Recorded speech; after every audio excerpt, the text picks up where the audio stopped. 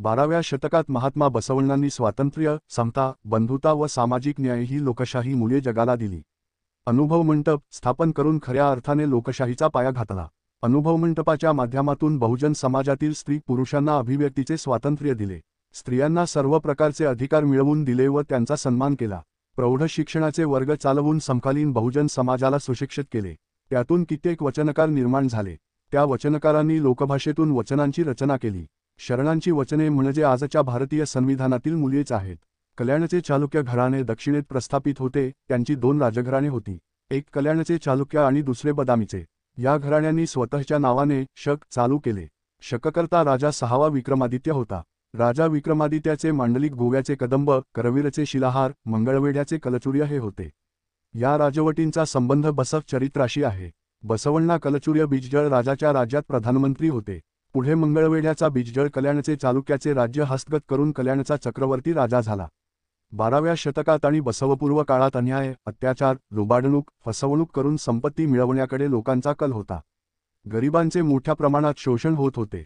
मजुरांना त्यांच्या कामाचा पुरेसा मोबदला मिळत नव्हता. वेठबिगारी, बालमजुरी वाढली होती. धरणे, पाटबंधारे नसल्याने शेतींचे उत्पन्न कमी होत असे. शेतीपूरक व्यवसाय म्हणून कुंभारकाम, सुतारकाम, मूर्तिकाम, तेलाचा घाणा, विणकाम, पशुपालन हे व्यवसाय केले जात. शेट्टी आणि सावकार गरिबांचे शोषण करत होते. 12व्या शतकात माणूसच माणसाचा गुलाम बनला होता. कष्ट करणारे करत होते, ऐतखाऊ त्यांच्या श्रमावर फुकट खात होते. जातीपातीत समाज विभागला होता. शूद्रांचा स्पर्श बाट समजला जात होता. दलितांना गावात मान सन्मान नव्हता. त्यांना मुक्तपणे गावात संचार करण्यास बंदी होती.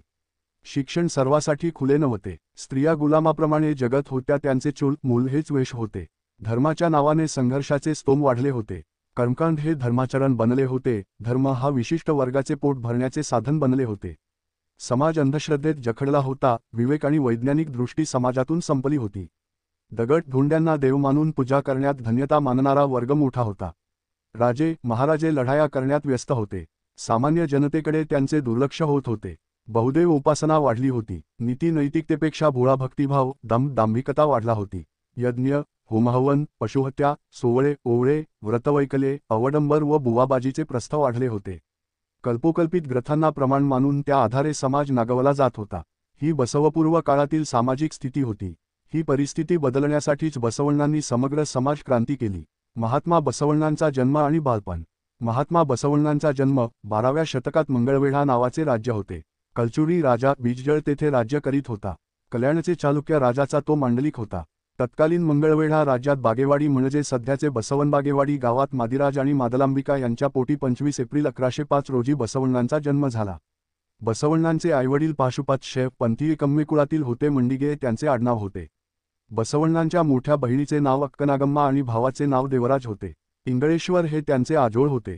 बसवण्णांच्या जन्मदिनांक, जन्मगाव, जन्मवर्ष याविषयी विद्वानांत मतभेद आढळतात. चिकित्सक बुद्धीचे बसवण्णा. बागेवाडीत ब्राह्मणाचे मोठे प्रस्थ होते. त्यामुळे तेथे नेहमीच होम हवन रोज चालत असे. यज्ञामध्ये गायी, बोकड, घोडे बळी दिले जात. यज्ञात आहुती देण्यासाठी म्हणून तूप, मध, तांदूळ, तीळ, जरीचे कपडे जाळत असत. त्यामुळे बसवण्णाचे मन दुःखी होत असे. देव पशुप्राण्यांचा बळी मागतो का? नव्याने केस कापल्यावर आपण बाटतो का? चांभाराने दिलेल्या चपलांवर आई गोमूत्र का शिंपडते? मेलेले जनावर गावात बाहेर टाकणाऱ्यांनी पाणी मागितले तर ते का नाकारतात? शेतामध्ये मजुरी करणाऱ्या महादेवयाला वरून उंजळीत पाणी का ओततात? महारवाडा गावाच्या बाहेरच का? काही लोक गावात तर काही लोक गावात बाहेर का राहतात? वर्ण, लिंग, जातीभेद का केला जातो? स्त्रियांना पुरुषांच्या बरोबरीने समान अधिकार का नाहीत? पतीच्या निधनानंतर स्त्रीला जिवंत का जाळतात? तिचे केस का कापतात? काही लोकांना विहिरीवर पाणी का भरू दिले जात नाही? यासारख्या असंख्य प्रश्नांनी बालबसवांच्या मनात घर केले. बसवण्णा या प्रश्नाची उत्तरे शोधण्याचा प्रयत्न करू लागले. आई, वडील व वडीलधाऱ्याकडून उत्तरे मिळवण्याचा प्रयत्न करत होते. पण त्यांच्या कोणत्याच प्रश्नाचे उत्तर तथाकथित व्यवस्थेकडे नव्हते. बसवण्णा बेचैन होत होते. आपली मोठी बहीण नागाईला बसवण्णा प्रश्न विचारत होते. बाल बसवाला प्रेमाने कुरवाळून त्याच्या शंकाचे तिच्या बालबुद्धीला समजेल असे नागाई विश्लेषण करत होती. ती बसवाबरोबर बौद्धिक खेळ खेळत असे. त्याला गोष्टी सांगत असे. समाजातील प्रत्येक लहान मोठ्या गोष्टीचे ज्ञान नागाई बसवाला करवत असे. ती बसवण्णाची सवंगडी, बहीण व आई अशी वेगवेगळी भूमिका बजावत होती. नागाईच्या उत्तरामधून बसवण्णाला रोज नवे प्रश्न पडत. त्या प्रश्नाची उत्तरे समाजातून शोधण्याचा प्रयत्न करत असत. यातूनच बसवण्णांची चिकित्सक बुद्धीची वाढ होऊ लागली. अक्का म्हणजे नागाई नेहमी म्हणायची, मुलांना शिकवले जाते, आम्ही मुलींनीच काय अपराध केला आहे. बसवण्णांच्या जडणघडणीत अक्कनागाईचे योगदान. लहानग्या बसवाची आवडती बहीण अक्कनागाई ही बसवाला कडेवर घेऊन घरभर फिरायची, त्याच्या बरोबर खेळायची, गप्पागोष्टी करायची, अनेक प्रश्नाची उत्तरे द्यायची. तिचे बसवावर आणि बसवण्णांचे अक्कांवर मनस्वी प्रेम होते. बसव आपल्या मनातल्या छोट्या मोठ्या गोष्टी अक्कालाच सांगायचा. अक्काच्या संस्कारातूनच बसवांची बुद्धी चिकित्सक बनली. पुढे या अक्कांनी बसवण्णाचे शिक्षण पूर्ण होईपर्यंत आणि नंतरही त्यांचे काम पुढे चालू ठेवले. बसवाची अक्का साऱ्या शरणांची अक्कानागाई झाली. बसव चरित्रात आणि वचन साहित्यात अक्कानागाईसाठी अक्कनागाई, नागाई, अक्कनागलांबिका अशी नावे आली आहेत. अक्काचे बसवावर किती प्रेम होते या संबंधी एक वचन साहित्यात आहे ते असे. बसवा माझा सहोदर साथी, बसवाला प्रेमे कुरवाळिले मी, बसवा संगन बसवदेवा जयतू, बसवाला मला भेदभाव नाही, बसवाची माझी जुळली हो रास, बसवप्रिय चेन्नसंगयामध्ये बसवाला जन्म न दिलेली बाळंतीण मी, बसवा बसवा. बसवाचे बालपण. बसवण्णा दिवस मासे चंद्राच्या कलेप्रमाणे वाढत होते. त्यांच्या बोबड्या बोलांनी मादिराजांचा वाडा हरकून जायचा. त्यांच्या बाललीलांवर बागेवाडीत चर्चा व्हायची. बालबसव दिसायला सुंदर, गोंडस, गोजीरवाणे, शरीराने सुदृढ, मनाने शांत, धीर गंभीर होते. बुद्धीने अत्यंत चाणाक्ष होते. ते चिकित्सक होते. बुद्धीला पटल्याशिवाय कोणतीच गोष्ट करत नव्हते.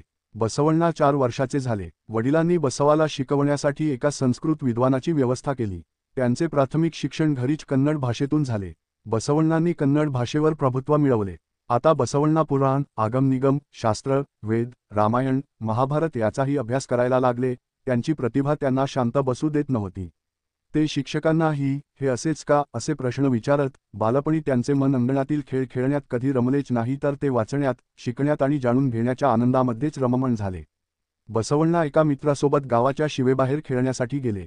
अचानक त्यांच्या कानावर वाचवा वाचवा असे शब्द पडले. ते पाहून बसवण्णा त्या दिशेला धावले. त्यांचा एक अस्पृश्य जातीतील मित्र पाण्यात बुडत होता. येथे विहिरीजवळ लोकांची तोबा गर्दी झाली होती, पण कोणीही त्याला वाचवण्यासाठी पुढे येत नव्हते, कारण त्याकाळी अस्पृश्यांचा स्पर्श माणसाला बाटवतो असा समज लोकांत होता. बसवांनी कसलाही विचार न करता त्या पाण्यात बुडणाऱ्या मित्राला वाचविण्यासाठी पाण्यात उडी मारली आणि त्याला वाचवले. प्रस्थापित वैदिक व्यवस्थेने बसवण्णा बातला म्हणून सांगितले. खऱ्या अर्थाने बसवण्णा बातला, पण पाण्यात बुडणाऱ्या मित्राला वाचवले. असे म्हणतात की बाळाचे पाय पाळण्यात दिसतात ते खरंच आहे. पुढे जाऊन बसवण्णांनी दयाच धर्म आहे असे लोकांना सांगितले. येथेच अहिंसा तत्वाची मुहूर्तमेढ रोवली गेली. महात्मा बसवण्णा म्हणतात, दयाविहीन धर्म तो काय करू शकेल. दया हवीच सर्व प्राणीमात्रावर, कारण दयाच धर्माचे मूळ आहे हो.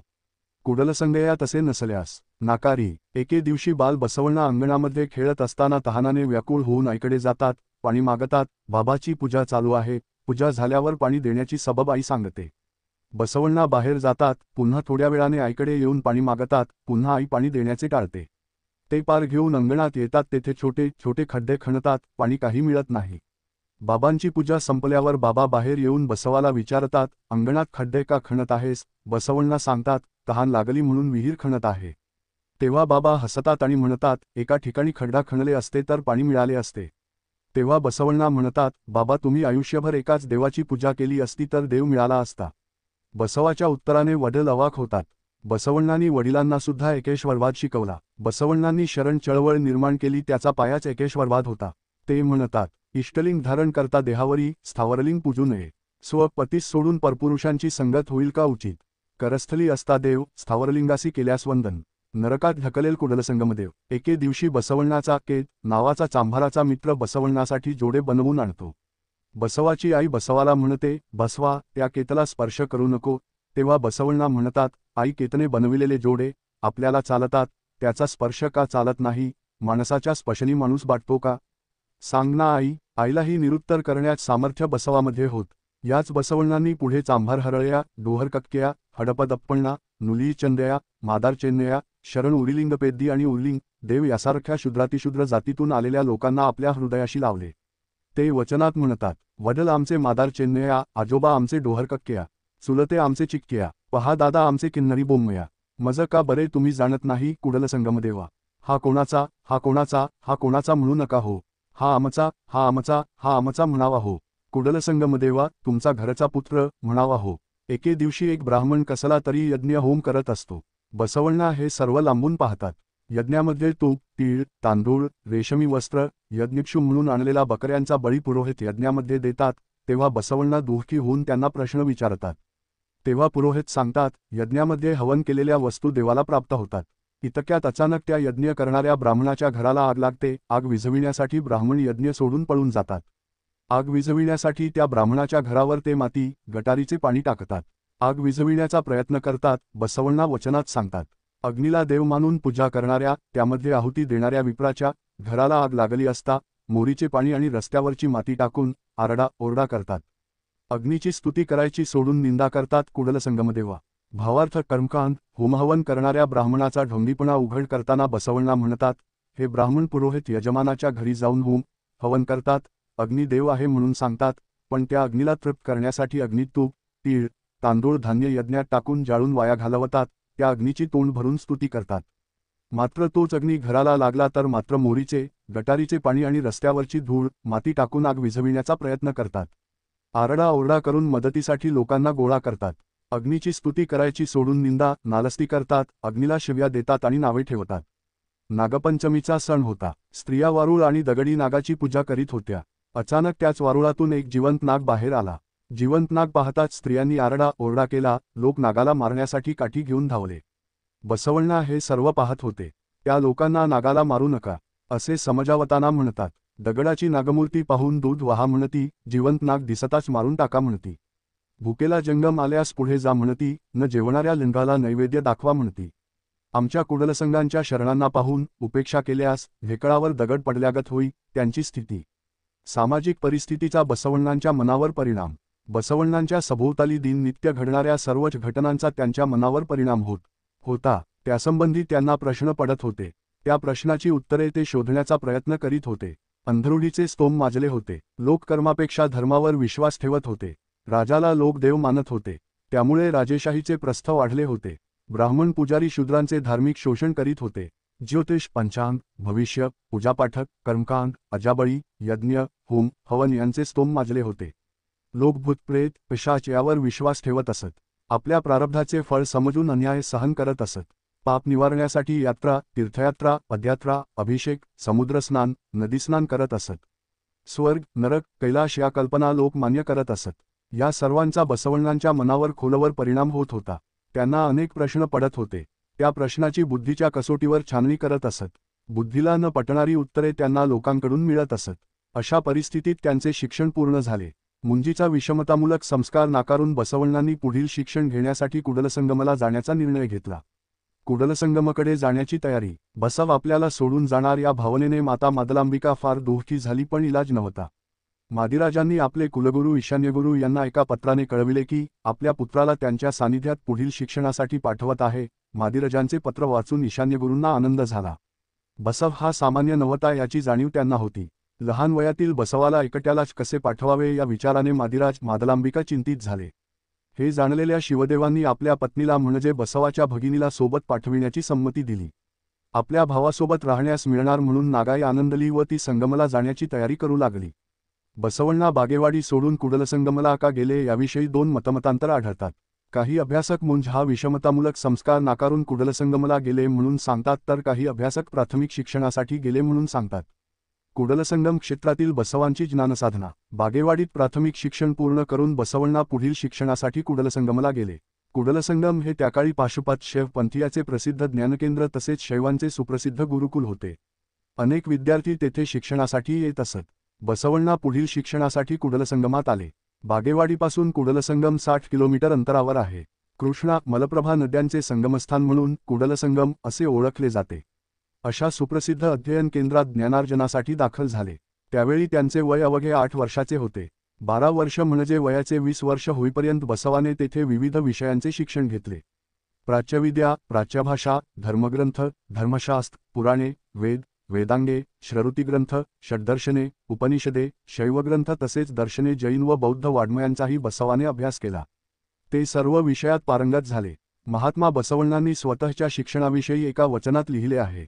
अक्षर, गणित, गांधर्व, ज्योतिष, तर्क, व्याकरण, शब्दकोश, सालिहोत्र, छंद, गृहविद्या, गारुडी, द्यूत, वैशेषिकशास्त्र, सामुद्रिकशास्त्र, अश्व गजविद्या, गोकर्णदंडबंध, गुलिकासिद्धी, मुचरत्व, खेचरत्व, अतीत, अनागत, वर्तमान, स्थूल, सूक्ष्म, इंद्रजाल, महेंद्रजाल, मेखलाबंधविद्या, परकाया प्रवेश, दूरदृष्टी, दूरश्रवण, ऋग्वेद, सामवेद, यजुर्वेद, अथर्ववेद, श्रुती, स्मृतिपुराणे, इतिहास, आयुर्दशी, नैष्टिकविद्या, चोरीविद्या, अमृतोदय, भाषापरीक्षा, विनाविद्या, भृंगीविद्या, भरत, मल्लविद्या, शस्त्रविद्या, धनुर्विद्या, डोंबरीविद्या, अग्नी, जल वायुस्तंभन, वादवश्य, अंजनसिद्धी, घटिकासिद्धी, मंत्र, तंत्रसिद्धी या सर्व विद्या शिकून काय उपयोग? 64 कला विद्याप्रवीण म्हणून घेईन, विना लिंगभक्त म्हणवून घेणार नाही. लिंगधारी सत्य शरणांच्या सहज सद्भक्तीने कुडलसंगमदेव प्रसन्न होतो. बसवण्णांची बौद्धिक घडण. बसवण्णा गुरुकुलात शिक्षण घेत असताना आपल्या सहाध्यायी मित्राबरोबर त्यांच्या घरी जात. त्यामुळे नवनवीन मुलुखात त्यांना फिरायला मिळत असे. तेथील रीतिरिवाज, प्रथा, परंपरा यांचा बसवण्णा अभ्यास करत असत. यात्राजत्रेत जात. तेथे हौवसे नवसे लोकांचे निरीक्षण करत. हुलगेम्मा, मुद्दाटणूर या यात्रेत बसवण्णा गेले. तेथे त्यांनी कोंबड्या बकऱ्याचे बळी पाहिले, अनेक अघोरी खेळ पाहिले. यात्रेतील बाजार, हाट, नाच, लोकांचे रीतिरिवाज, भोळ्या भाबड्या भक्तांना लुबाडणारे पुजारी, व्यापारी, गौडर, महाजन, शेट्टी, सावकार यांची रंगेल वृत्ती हे सर्व बसवण्णांनी पाहिले. हे सर्व पाहून त्यांचे मन आक्रंदून पेटून उठे. देवदासी, वाघ्या, मुरळी, पोतराज, वेश्या, भिकारी, जोगते जोगतिनी यांची केविलवाणी अवस्था त्यांनी पाहिली. तेथे होणारे यज्ञ, होमहवन आणि त्यात दिले जाणारे बळी, खाद्यपदार्थाचा नाश, धार्मिक शोषण, देवांच्या अघोरी उपासना हे सर्व त्यांनी पाहिले. बसवण्णांनी जत्रा, यात्रांना भेटी दिल्या तसेच त्यांनी गुरुकुलांनाही भेटी दिल्या. त्यामध्ये मुळगुंद, अभलूर, गदग, विजयपूर, मुलंगी, बाळळेगावी येथील विद्यादान करणाऱ्या चांगल्या आश्रमांनाही भेटी दिल्या. बाळळेगावे येथील आश्रम, गुरुकुल त्यांना विशेष आवडले. तेथील वसतिगृह, औषधालय, ललित कलांचे शिक्षण हे त्यांच्या मनाला भावले. स्वचिंतनातून प्रकटन, अध्ययन, वाचन आणि चिंतनातून बसवण्णा समाजाचे निरीक्षण करू लागले. कालबाह्य रूढीपरंपरांचे ते चिकित्सा करू लागले. अज्ञान, अंधश्रद्धेच्या मुळावरच घाव घातला. क्लिष्ट आणि कठोर धर्माऐवजी सहज व सोप्या धर्म चळवळीची बांधणी करण्यास सुरुवात केली. स्वचिंतनामुळे ते नवविचारांचे प्रकटन करू लागले. शैव धर्माला पर्याय म्हणून बसवण्णांनी शरण आंदोलनाचा पाया घातला. नवा इतिहास घडविला, नवी पायवाट धुंडाळली. नवीन स्वतंत्र विचार मांडले. ते स्वतंत्र नवविचार क्रांतीचे जनक होते. बसवण्णांनी हिंदू संस्कृती, शैव संप्रदाय, वैदिक ग्रंथ, जैन, बौद्ध धर्माचा अभ्यास केला. श्रुतिस्मृतीप्रणीत शास्त्र ग्रंथामध्ये सामाजिक विषमता व गुलामगिरीची बीजे आढळली. बसवण्णांच्या विचारातून तयार झालेले क्रांतिकारक विचार, सद्गुण, आदर्श धर्म संकल्पना कृतीत उतरविण्यात उत्सुक झाले. त्यांनी सर्वप्रथम निवृत्तिवाद म्हणजेच संन्यासवाद नाकारला. घरसंसार, सुंदर पत्नी, नातेवाईक, आईवडिलांचा त्याग करून कोठेतरी अरण्यात जाऊन किंवा उंच पर्वतावर जाऊन राहणे मान्य नव्हते. तत्कालीन समाजात संन्यासवादाचे प्रचंड स्तोम माजलेले होते. संन्यासी लोक कोणतेही काम न करता भिक्षेवर आपली गुजराण करत होते. कठोर देहदंडन करतात. हेच बसवण्णांना मान्य नव्हते म्हणून त्यांनी निवृत्तिवाद नाकारला. बसवण्णांचे समकालीन साथीदार सर्वच संसारी होते. ते पती पत्नी, नित्य, सत्य, शुद्ध कायक म्हणजे काम करूनच स्वतःची उपजीविका करत होते. ज्याला काम नाही त्याला भाकरी नाही, असा बसव तत्त्वज्ञानाचा नियम होता. अगदी गुरु जंगमसुद्धा नित्य उदरनिर्वाहासाठी काम करत. बसवण्णाही बिजजळाच्या दरबारात प्रधानमंत्री होते. देवळे आणि देवदासीची प्रथाही नाकारली. त्यातून गोरगरिबांचे शोषण केले जात होते. अंधश्रद्धा मोठ्या प्रमाणावर पसरत होती. देवदासीचे लैंगिक शोषण केले जात होते. देवदासी, वाघ्या, मुरळी, जोगतिनीचे मोठ्या प्रमाणात सामाजिक खच्चीकरण केले जात होते. त्यांना सन्मानाने समाजात वावरता येत नसे. त्यामुळे बसवण्णांनी मंदिरातील देव, पुजारी, भट, ब्राह्मण त्याचबरोबर मंदिरातील प्रथा परंपरा, कर्मकांड नाकारले. पुढे याच व्यवस्थेला बळी पडलेल्यांना सोबत घेऊन स्वतंत्र समाज व्यवस्था निर्माण केली. या समाजव्यवस्थेत लिंग, वर्ग, वर्ण, जातीभेद अशा प्रकारच्या कोणत्याही भेदांना थारा दिला नव्हता. हा नवा विचार बसवण्णांनी समाजाला दिला. तत्कालीन समाजामध्ये ग्रंथप्रामाण्यवाद होता. वेदांवर फक्त ब्राह्मणांचाच अधिकार होता. अस्पृश्यांवर वेदातील मते बळजबरीने लादली जात असत. हे वैदिक ग्रंथ स्त्री, शूद्रावर अन्याय करून शोषण करत. ते पुरुषी अहंकारांचे ग्रंथ होते म्हणूनच ते त्यांना मान्य नव्हते. बसवण्णांनी ग्रंथप्रामाण्यवाद नाकारून बुद्धिप्रामाण्यवाद सांगितला. ग्रंथातील गोष्टीला प्रमाण न मानता जे बुद्धीला पटेल त्याचा स्वीकार करा. बसवपूर्व इसवी सन पूर्व 6व्या शतकात बुद्धांनीही समाजाला बुद्धिप्रामाण्यवाद दिला होता. तो असा, हे कालमानव, अनुश्रुत आहे म्हणून स्वीकारू नका, परंपरेने आले म्हणून स्वीकारू नका, त्रिपिटकात आहे म्हणून स्वीकारू नका, त्यामध्ये सत्यता आणि विज्ञान किती आहे हे आपल्या बुद्धीच्या कसोटीवर चिकित्सा करून त्याचा स्वीकार करा. कुडलसंगम क्षेत्रात मामा बलदेवांची भेट. अल्पावधीतच बसवण्णांच्या स्वतंत्र विचार व कार्याचा प्रभाव कुडलसंगम पंचक्रोशीत पडला. नवे विचार मांडू लागले. अनेकांशी सुसंवाद घडू लागला. त्यांच्या विद्वत्तेची ख्याती सर्वत्र पसरली. क्रांतिकारक विचार मांडून धर्मग्रंथ आणि धर्मनियमांची चिकित्सा करू लागले. कुडलसंगमात बसवण्णाच्या पूर्वीपासून यात्रा भरत होती. लोक यात्रेत एकत्र येत असत. यात्रेतील लोकांनी बसवण्णांची ख्याती त्यांचे मामा बलदेवांना सांगितली. मामा बलदेव मंगळवेढ्यातील बिज्जळ राजांच्या दरबारात मंत्री पदावर कार्यरत होते. त्यांनी कुडलसंगमाला येऊन बसवण्णांची भेट घेऊन सुसंवाद साधला. आपली कन्या गंगाबिंका हिच्याशी विवाह करण्याची आणि मंगळवेढ्याला येण्याची विनंती केली. बसवण्णांचे मंगळवेढ्याकडे प्रयाण आणि गंगाबिंकाशी विवाह. बलदेव मामांनी आणलेल्या घोडागाडीत बसताना नागलांबिका, बसवण्णा, शिवदेव यांना अवघड वाटत होते.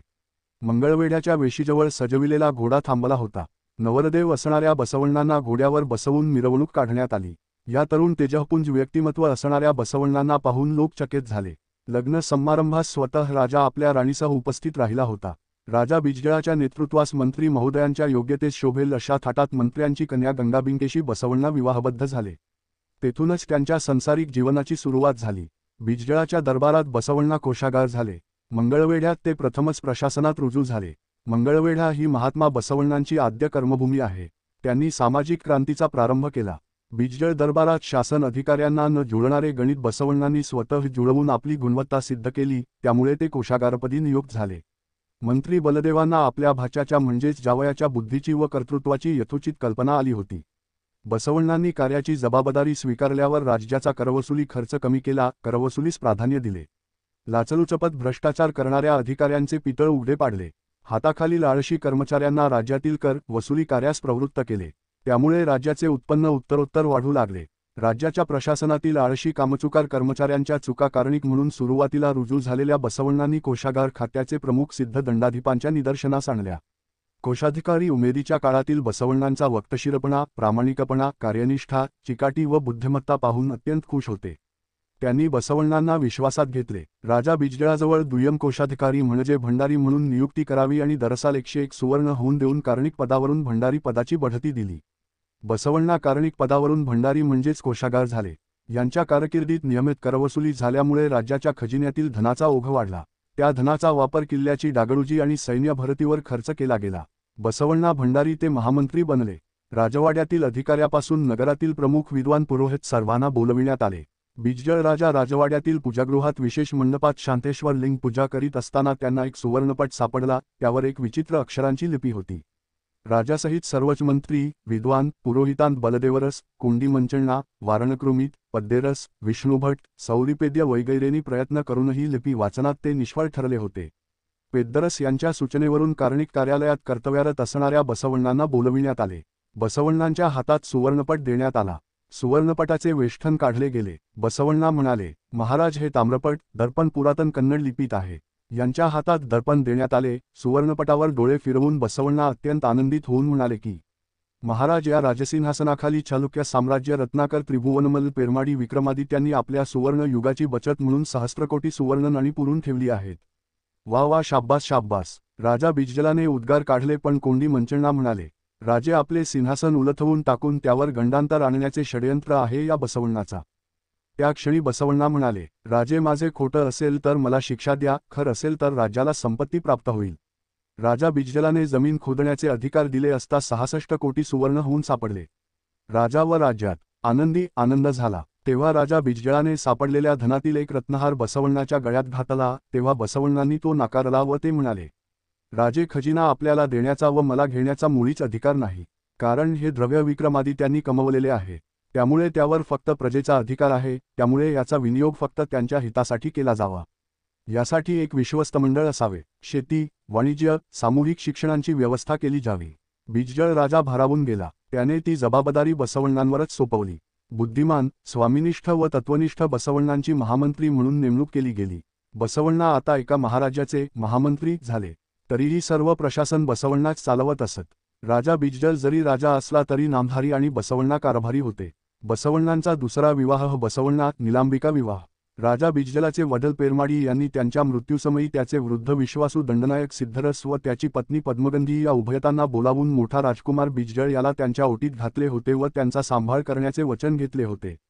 कलचुर्य पेरमाडीच्या मृत्यूनंतर राणी सती गेली. दिलेल्या वचनाला जागून सिद्धरस पद्मगंधी दाम्पत्याने बिज्जळ या कलचुर्याचे राजनिष्ठेने संगोपन पालन पोषण केले. त्याला राज्य कारभारात निपुण केले.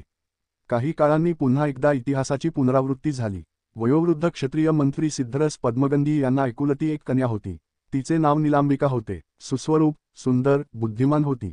ती लग्नासाठी उपवर झाली होती. मृत्यूसमयी सिद्धरसाने राजपदावरील बिज्जलाला बोलावून आपली एकुलती एक कन्या निलांबिका हिचा सांभाळ करण्यास व विवाह करण्यास विनविले. ही निलांबिका बिज्जळ राजाची मानस बहीण होती. राज्याच्या खजिन्यात दरवर्षी पडत जाणारी भर, प्रशासनातील भ्रष्टाचाराचे निखंदन, गुप्त खजिन्यातून द्रव्यलाभ, बसवण्णाचे निस्वार्थी धोरण, प्रजेशी निरलस, निस्वार्थी वर्तन व राजनिष्ठा या बाबींचा विचार करून राजा बिज्जल इतका खुश झाला की आपली मानलेली बहीण बसवराजाला देऊन टाकली. बसवण्णांचा दुसरा विवाह थाटामाटाने लावून दिला. मंगळवेढ्यातच लोकशाहीची बीजे पेरली गेली. राजा बिज्जळाचे मंगळवेढ्याहून कल्याणला म्हणजेच सध्याच्या बसवकल्याणला जाणे येणे वाढले होते. कारण चालुक्य राजा तृतीय तैलपाने कल्याण सोडले होते. बसवण्णांचे मंगळवेढ्यात 21 वर्ष वास्तव्य होते. राजवेशातील दंडनायक बसवण्णा अश्वारूढ होऊन नगरात जात. भीमा कृष्णा खोऱ्यातील गावराने तुडवीत. वाड्यापाड्यावर जात. प्रजादरबार भरवून प्रजाजनांची स्थिती आस्थेने जाणून घेत. त्यांचे अश्रू पुसत. त्यांना धीर देऊन न्याय मिळवून देत. निराधारांना अन्नवस्त्रे वाटत असत. गाव नगराबाहेर असणाऱ्या अस्पृश्यांच्या घरी जाऊन ख्याली खुशाली विचारत असत. त्यांच्या घरची मिरची भाकरी आनंदाने स्वीकारत असत. बसवण्णा त्यांना सांगत, देवळातील स्थावर लिंगाची पूजा करण्यापेक्षा परशिव प्रतीक इष्टलिंग तळहातावर घेऊन घरी, व्यवसाय ठिकाणी एकांतात पूजा भक्ती करा. देवळात सर्वांनाच कोठे प्रवेश आहे? म्हणून तळहातावर इष्टलिंग ठेवून उपासना करा. इष्टलिंग सदोदित धारण करा. तुमचे देहच चालते बोलते देऊळ होईल. इष्टलिंग धारण केल्यामुळे तुमची पूर्वाश्रमीची जात नाहीशी होईल, पूर्वसंस्कार नष्ट होतील. इष्टलिंग धारण करणाऱ्या सर्वांना धर्म एकच आहे. तो मानवेचा धर्म आहे. त्यांच्यात रोटी बेटी व्यवहार होऊ शकतात. जन्मतः आपण सर्व समान आहोत. अस्पृश्यता पाळणे म्हणजे प्रत्यक्ष ईश्वराचाच अपमान होय. माणसाला माणूस जोडतो तोच खरा धर्म, असे सांगून सुस्त झोपलेल्या समाजाला जागे केले. मंगळवेढ्याला पावसाचे प्रमाण अत्यंत कमी होते. त्यामुळे दर 2-3 वर्षात तेथे दुष्काळ पडत असे. तेव्हा बसवण्णा लोकांना सांगत, विहिरीचे पाणी सर्वांना पिऊ द्या. जास्त अन्नधान्य असेल तर गरजूंना द्या. भुकेलेल्यांना द्या. शेतीत घाम गाळून कष्ट करून उत्पन्न घ्यावे हेच कायक आहे. सर्व व्यवसाय उद्योग धंदे समान आहेत. मुंग्या कावळे कोंबड्याप्रमाणे माणसानेही मिळून अन्न खावे. घरात बंदिस्त असणाऱ्या स्त्रियांना बसवण्णा म्हणत, अक्का अव्वा तुम्हालाही पुरुषांप्रमाणे सुंदर सृष्टीचा उपभोग घेण्याचा अधिकार आहे. पतीशी एकनिष्ठ राहा. आपल्या पतीला त्यांच्या व्यवसायात मदत करा. तुम्हीही कष्ट करा. मुलांमुलींचे बालविवाह करू नका. विधवांचे पुनर्विवाह करवून द्या. तसेच पुरुषांनाही समजावत आपली माता भगिनी परमार्थ मार्गातील धूण नाही. वेश्यांचेही पुनर्वसन करा. सर्वत्र शूद्रदेवता ग्रामदेवतांची उपासना चालत असे. देवाला प्रसन्न करण्यासाठी लोक मांस दारू यांचा नैवेद्य देत होते. अघोरी उपासना केली जात होती. मसणी मर्याईची पूजा लोक भीतीने करत होते.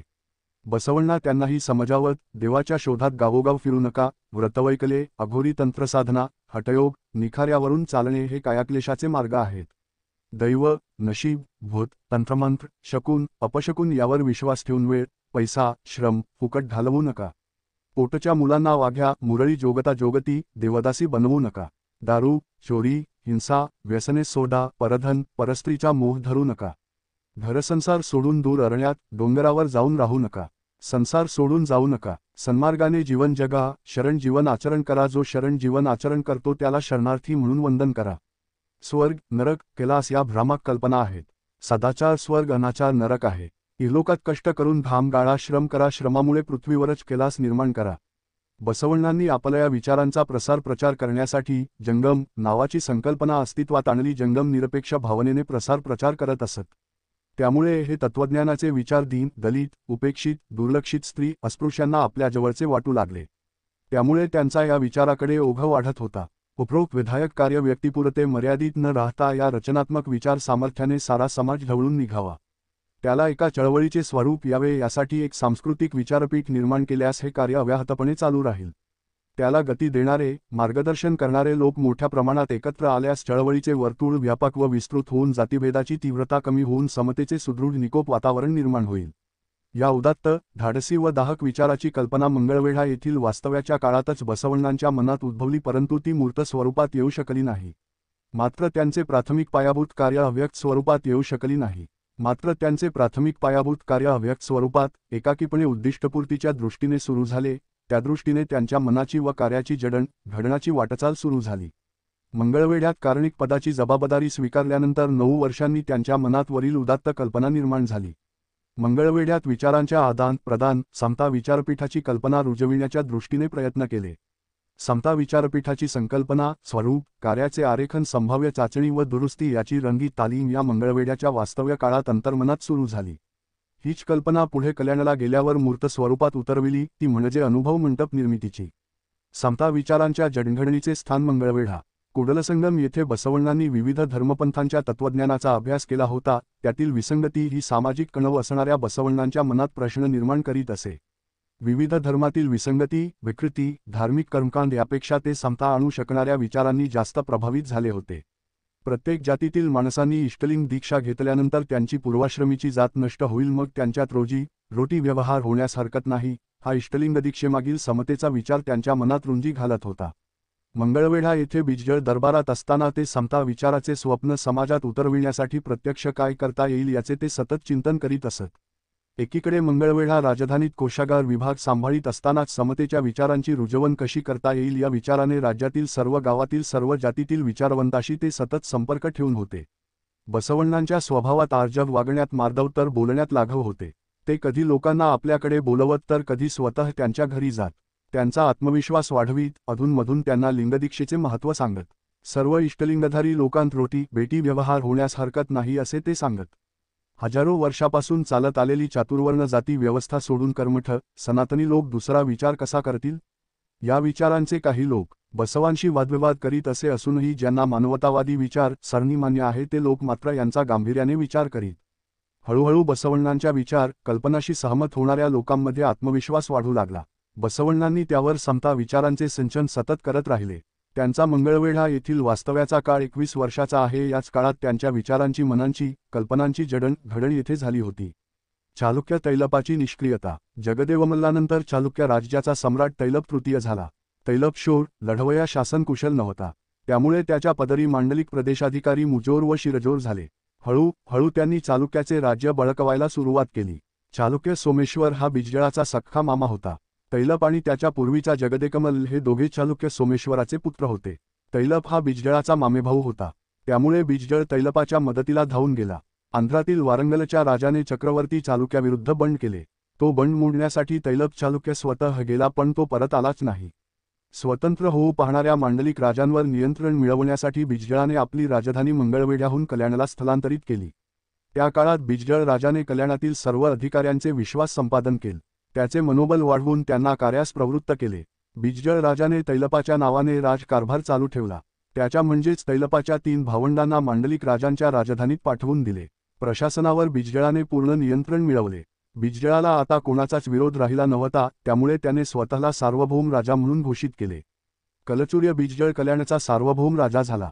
बसवण्णांचे कल्याणला प्रयाण. राजा बिजजळाने बसवण्णांना कल्याण राजधानीत आपल्या दरबारात महामंत्री म्हणून पाचारण केले. त्यामुळे सर्व राजकीय संभ्रम व अस्थिरता जाऊन राज्य स्थिर स्थावर झाले. आता बसवण्णांच्या सामाजिक कार्याला व्यापक विस्तृत असा भूप्रदेश प्राप्त झाला होता.